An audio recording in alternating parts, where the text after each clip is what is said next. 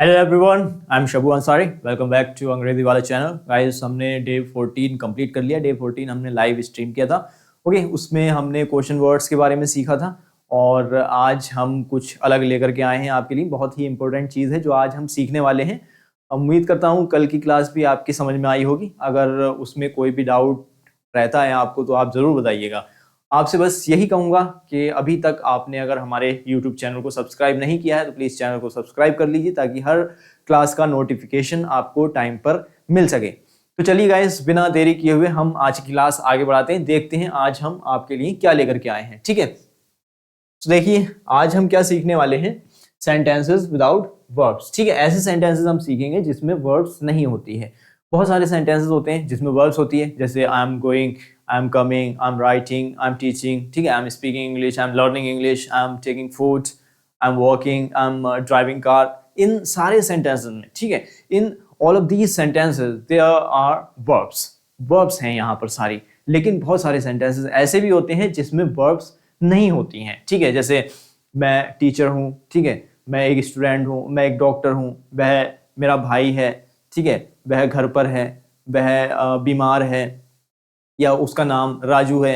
अब ये जितने भी सेंटेंसेस मैंने बोले इनमें वर्ब बिल्कुल भी नहीं है। ठीक है, कोई भी वर्ब किसी भी सेंटेंस में वर्ब आपको दिखाई नहीं देगी।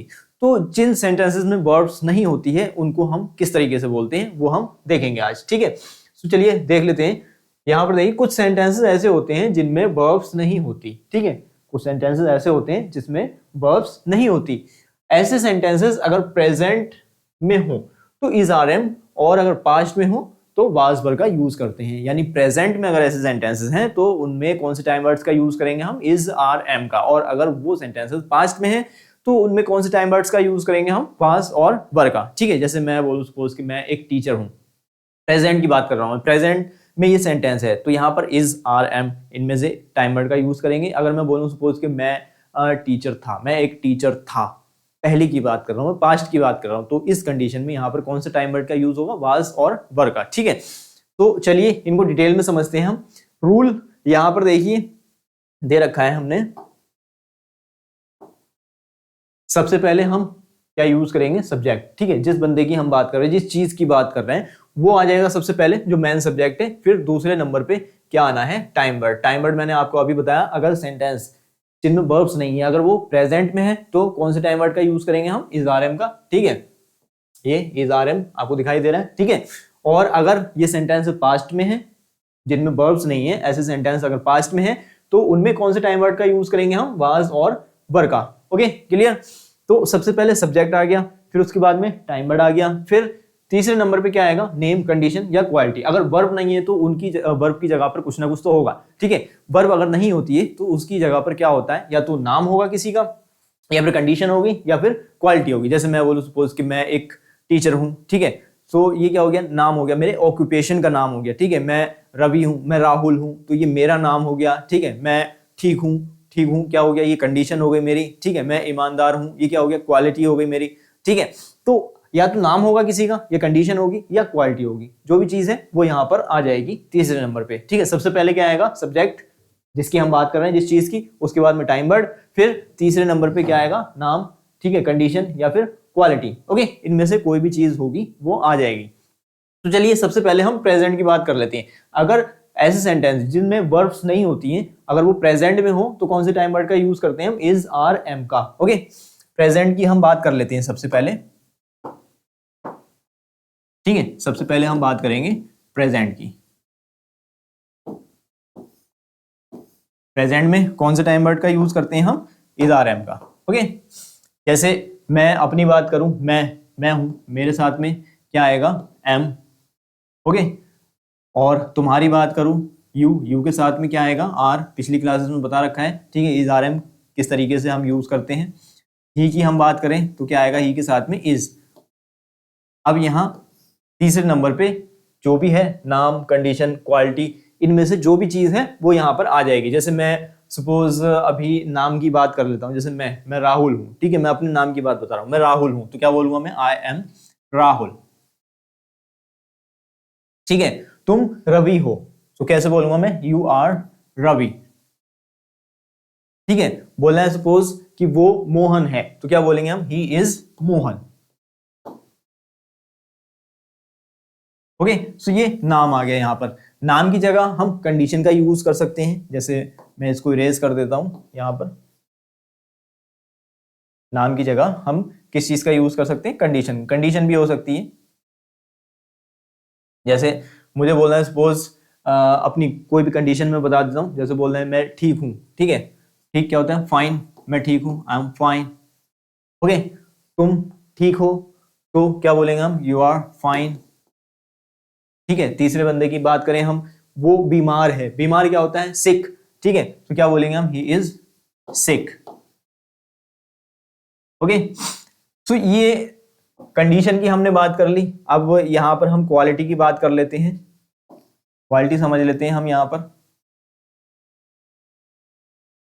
क्वालिटी क्या होती है, जैसे बोलना है सपोज कि मैं ईमानदार हूं, ईमानदार क्वालिटी हो गई ना बंदे की। ठीक है, मैं ईमानदार हूं, तो क्या बोलूंगा मैं, आई एम ऑनेस्ट। ठीक है, तुम ईमानदार हो, तो क्या बोलेंगे, यू आर ऑनेस्ट। वह ईमानदार है, तो क्या बोलेंगे हम, ही इज ऑनेस्ट। ये क्वालिटी हो गई बंदे की। ठीक है, सो अब यहां पर अलग अलग चीजें हम रख करके बोल सकते हैं, जैसे किसी का नाम अगर आता है वो भी हम रख सकते हैं। ठीक है, मैं हूं, आई एम, क्या बोलना है, आई एम। तुम हो, यू आर। ठीक है, वो है तो ही इज। अब जो है वो तीसरे नंबर पे यहां पर आ जाएगा। ओके, सो अब यहां अगर हमें निगेटिव बोलना है, इसी तरीके के सेंटेंसेस को निगेटिव बोलने के लिए हम क्या करते हैं, मैंने आपको बताया था पिछली क्लासेस में, टाइम वर्ड के बाद में नॉट आ जाता है। ओके, जैसे यहाँ पर ये इजारम का हमने यूज किया है, तो इजारम के बाद में क्या आ जाएगा, नॉट आ जाएगा। जैसे मुझे बोलना है यहाँ पर सपोज कि मैं ईमानदार नहीं हूं। ठीक है, तो क्या बोलूंगा मैं ईमानदार नहीं हूं, आई एम। अब यहाँ टाइम वर्ड है, टाइम वर्ड के बाद में नॉट आ जाएगा, आई एम नॉट ऑनेस्ट हो जाएगा। ओके, तुम ईमानदार नहीं हो, तो आर के बाद में यहाँ पर हम नॉट लगा देंगे। ठीक है, यू आर नॉट ऑनेस्ट। वो ईमानदार नहीं है, तो क्या बोलेंगे हम, ही इज नॉट ऑनेस्ट। ठीक है, ऑनेस्ट की जगह नाम अगर हम रख करके बोले, जैसे मैंने बोलना है सपोज कि मैं रवि नहीं हूं। ठीक है, मैं रवि नहीं हूं, तो क्या बोलूंगा मैं, बताइए आप लोग, मैं रवि नहीं हूं। ठीक है, आई एम नॉट रवि। ठीक है, बोलना है कि तुम राजू नहीं हो, तो क्या बोलेंगे, यू आर नॉट राजू। ठीक है, वो मोहन नहीं है, तो क्या बोलेंगे हम, ही इज नॉट मोहन। ओके, तो उम्मीद करता हूं ये चीज आपकी समझ में आई होगी। अब इसको हम इंटेरोगेटिव बोलेंगे, तो कैसे बोलेंगे, अगर मालूम करना है किसी से, हमें पूछना है, तो उसके लिए हम क्या करते हैं, पिछली क्लासेस में मैंने आपको बताया था, अगर मालूम करना हो हमें किसी से, तो मालूम करने के लिए हम क्या करते हैं, ये जो टाइम वर्ड होता है इसको सब्जेक्ट के यानी वर्कर के पहले रख देते हैं। ठीक है, तो वो क्या हो जाता है, इंटेरोगेटिव हो जाता है। तो चलिए उसको भी हम समझ लेते हैं। ठीक है, अगर हमें मालूम करना है तो कैसे मालूम करेंगे हम,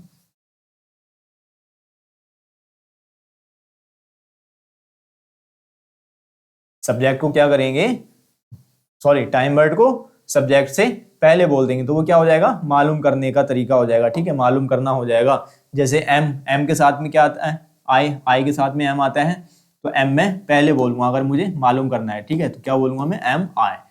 आर के साथ यू, ठीक है, आर पहले बोलूंगा मैं, यू बाद में बोलूंगा। ठीक है, ही के साथ इज, तो इज पहले बोलूंगा मैं और ही बाद में बोलूंगा। तो ये मालूम करने का तरीका हो जाएगा। जैसे मैं अपने बारे में पूछूं सपोज, क्या मैं बीमार हूं, एम आई सिक। ठीक है, एम आई सिक, क्या तुम बीमार हो, आर यू सिक। ठीक है, आर यू सिक, क्या वो बीमार है, इज ही सिक। ठीक है, तो ये इंटेरोगेटिव हो गया। इस तरीके से हम मालूम कर सकते हैं टाइम वर्ड बाहर निकाल करके। अब यहां पर मैंने ये कंडीशन रखी है, आप क्वालिटी रख सकते हो, नाम रख सकते हो, जिस चीज की जरूरत पड़ रही है वो चीज रख करके हम यहाँ पर बोल सकते हैं बहुत ही आसानी से। ठीक है, अब जैसे मैंने यहाँ पर बोला, अपने बारे में मालूम किया, आपसे मालूम कर रहा हूं मैं, सपोज एम आई सिक, क्या मैं बीमार हूं, आपको बोलना है नहीं नहीं आप बीमार नहीं हो, तो क्या बोलोगे आप, यू आर नॉट सिक। ठीक है, अगर मैं बीमार हूं तो आप क्या बोलोगे मुझे, यस यू आर सिक। ठीक है, आपसे मैंने मालूम किया, आर यू सिक, क्या तुम बीमार हो। अब आप बीमार अगर नहीं हो तो क्या आंसर दोगे मुझे, क्या जवाब दोगे, no I am not sick. अगर आप बीमार हो तो क्या बोलोगे, yes I am sick. Third person की बात मैंने की, ठीक है, उसके बारे में मैंने पूछा यहाँ पर, क्या वो बीमार है, इज ही सिक। आपको लगता है कि हाँ वो बीमार है, तो आप क्या आंसर दोगे, यस ही इज अंदर रख करके आंसर दोगे, ठीक है, ही इज सिक। अगर वो बीमार नहीं है आपकी नजर में तो आप मना करोगे, ठीक है, यानी इज यहां अंदर रखोगे और उसके साथ में नॉट भी लगा दोगे, तो क्या बोलोगे, ही इज नॉट सिक, ठीक है, no he is not sick. Okay, so ये प्रेजेंट की बात हो गई, इसमें अलग अलग कंडीशंस, क्वालिटीज, नेम लगा करके आपको प्रैक्टिस करनी है ज्यादा से ज्यादा। अब हम पास्ट की बात कर लेते हैं। ओके, पास्ट में किस तरह से हम यूज करेंगे वाज और वर का, वो भी हम देख लेते हैं अभी, ठीक है। ये प्रेजेंट क्लियर हो गया आपका, अब हम पास्ट देखेंगे।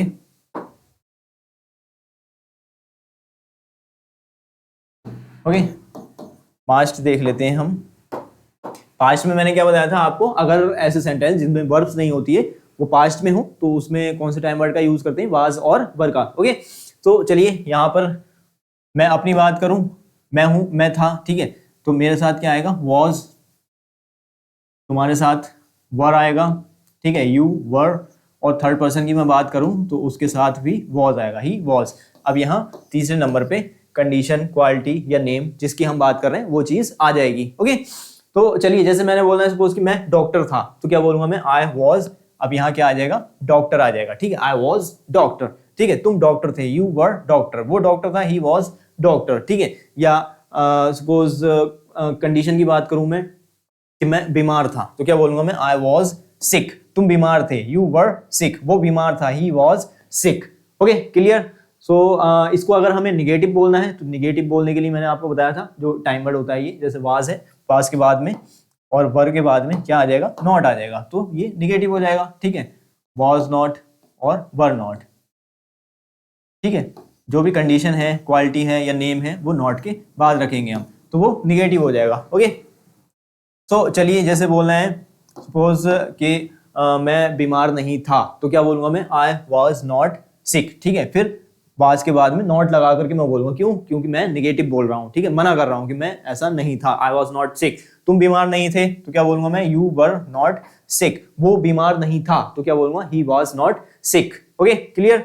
तो चलिए इंटेरोगेटिव देख लेते हैं इसका। अब हम इंटेरोगेटिव के लिए मैंने क्या बताया था आपको, जो टाइम वर्ड होता है वो सब्जेक्ट से पहले आ जाता है। ओके, सो जो वाज और वर हैं वो सब्जेक्ट से पहले आ जाएंगे। जैसे आई के साथ में क्या आता है, वाज, तो वाज पहले आ जाएगा आई से। यू के साथ क्या आता है, वर, तो वर यू से पहले आ जाएगा, ठीक है।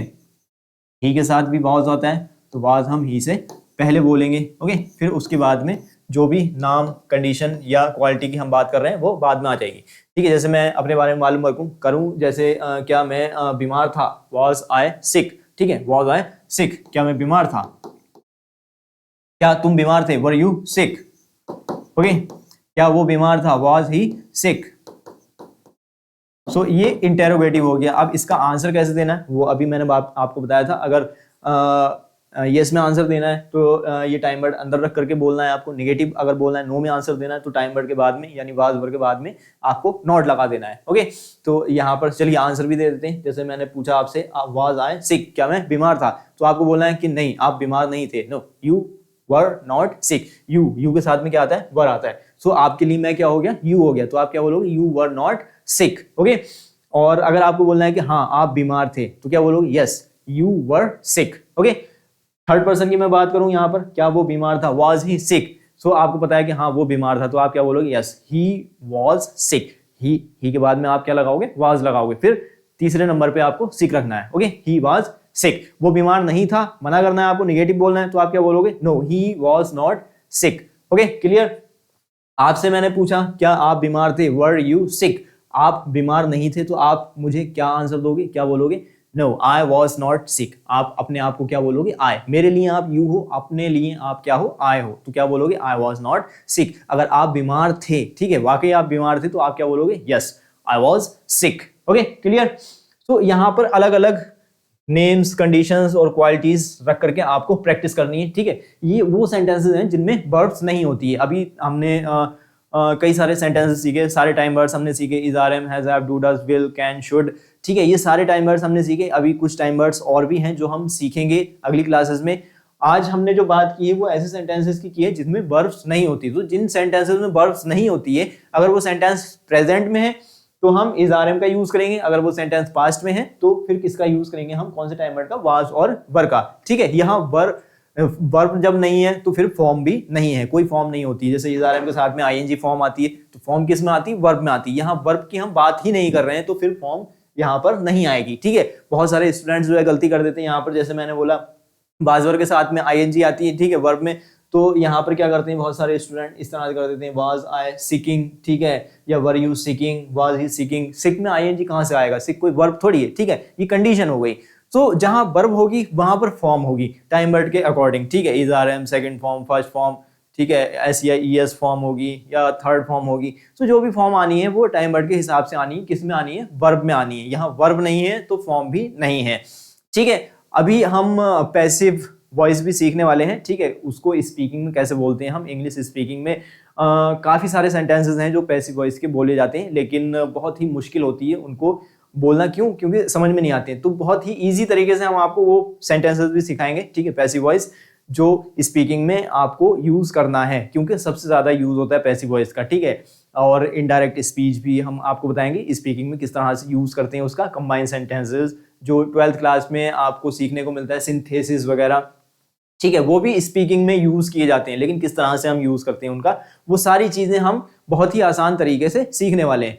तो उम्मीद करता हूं आज की क्लास आपको समझ में आई होगी अच्छे से। अगर कोई भी डाउट इसमें होता है तो आप कमेंट सेक्शन में फीडबैक जरूर दीजिएगा। और अभी तक अगर आपने हमारे चैनल को सब्सक्राइब नहीं किया है तो प्लीज चैनल को सब्सक्राइब कर लीजिए। मिलते हैं अगली क्लास में। ठीक है, थैंक यू।